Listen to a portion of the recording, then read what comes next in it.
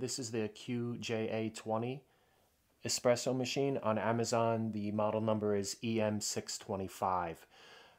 This is going to be a walkthrough, how to set it up and how to use it.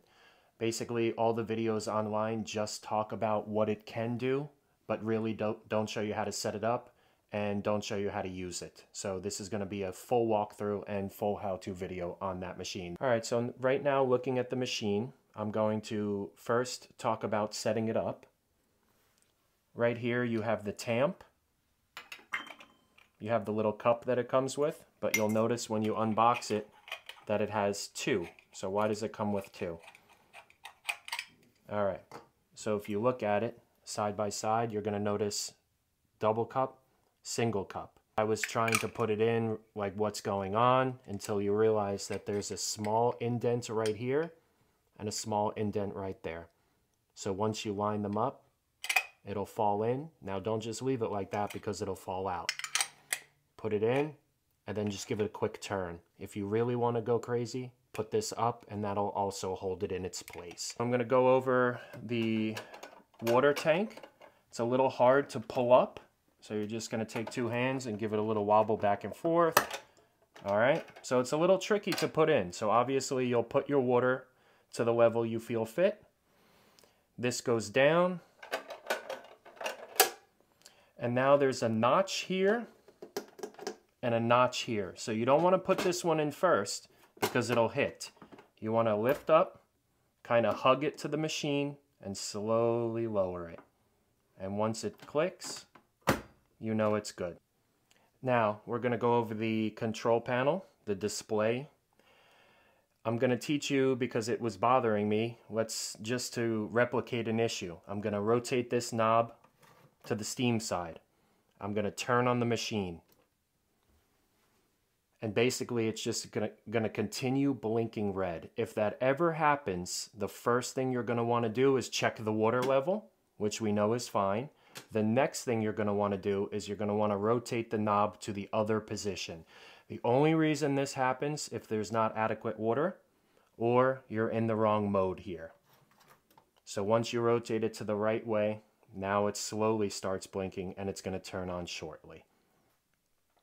Now, when the machine is off, this is cool up here and the water inside is also cold. So the only time you're going to want to use this right here, which is the cold extraction, is you're going to start it off. So don't turn the machine on, because once you turn the machine on, the tank inside starts getting hot and you don't want to heat up coffee in order to do cold. So I'm not going to push this button because it'll start going, start brewing coffee. But whenever you want to do a cold style coffee, cold brew, cold extraction, whatever you want to call it, the machine has to be off. Every other mode on here, the machine will be on. So once you click this button, it's in the right orientation over here. Give it about 20 seconds and the display will turn on. That's when you know you're ready to brew. We spoke about the power button. We spoke about the cold brew, cold extraction, whatever you want to call it. Next, we have the single cup of espresso, double cup. In the manual, it's called qualification. Basically, this is, you're going to set the brewing for however you want. So if you want a half, a 3/4 cup, you just press and start as you will. So I really am not going to be using this one. Right here, descaling, steam, hot water. If you want to just, for some reason, brew a cup of, maybe for tea, you'd use this. To touch base, if we're going to be doing steam or hot water, you're going to be in this section here. Notice that we did have a little discharge of water, so it's always good practice to keep this knob under the tray. All right, so if we're going to be doing coffee, you're going to be over here. If you're going to be doing hot water or steam, you're going to be over here. Spoke about this. This does come with the machine. I've noticed that 1 scoop is very precise for a single cup, 2 scoops for a double cup of espresso. Pretty level, dump it in. Obviously, it doesn't come with this. This does help a lot.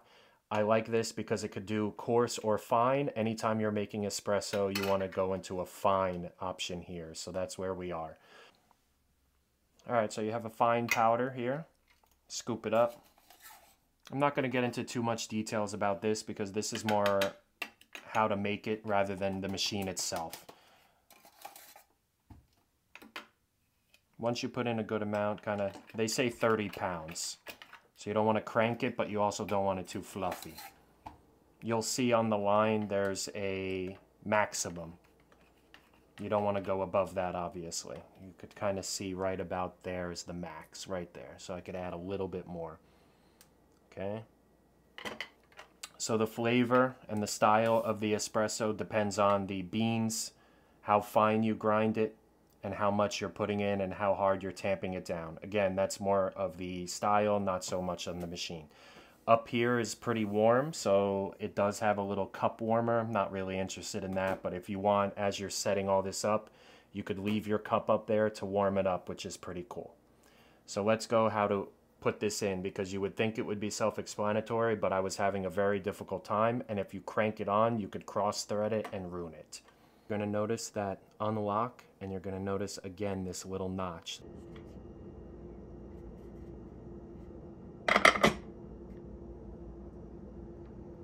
This is even, level with the machine. I'm going to do 2 cups because I have a 2-cup cap in there. I'm going to press the button. And, perfect example, I pressed the button and what happened? It blinked and it stopped. Come on around here and take a look over here. Look where I left it. I left it in the wrong position. This is the position for steam and hot water. So let's rotate the handle. And now let's come back around here again and let's try it. So I didn't even mean to do that, but now you know.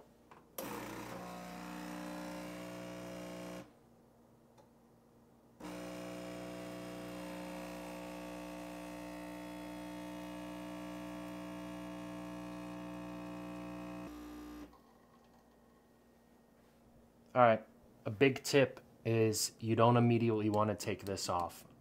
I will show you what it does when you take it off too early, but I'm going to be careful in doing so. If I don't give this time, give it time for the water inside here to settle down to the coffee beans, look what happens. Like if you're not paying attention, you just open it up, but I'm going to be careful.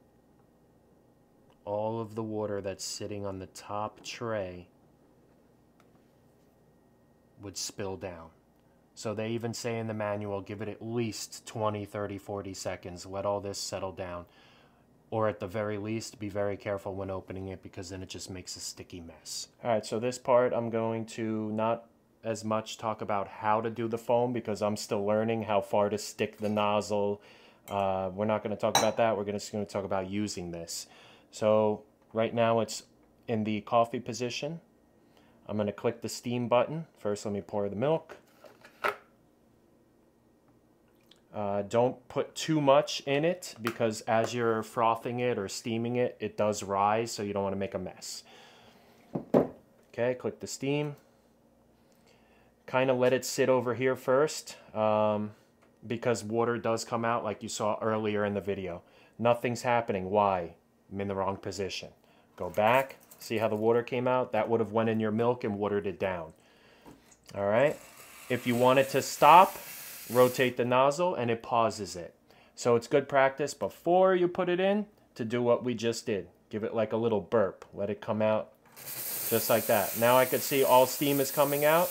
Don't touch here. Take it, put it in. Also, what you're not supposed to do is what I did, and I kind of, as the steam was coming out, I put it in. You want to put it in first, then do the steam so it doesn't splash like it did. All right, so again, put it in first, rotate.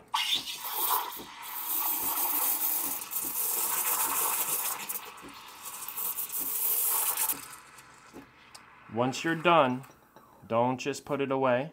Immediately, like you see in Starbucks or Dunkin', take like a warm rag, get all that excess off, and before you're done, wipe everything and do again like we did, just to get the milk out of the tip, okay? Because once this hardens on here, it becomes very difficult to take it off. If ever it gets clogged, I'm not going to touch here now because it's piping hot, you can unscrew this. So again, turn it off now, and just open it up and let whatever's out there go. So that way when you start it again, water doesn't come out.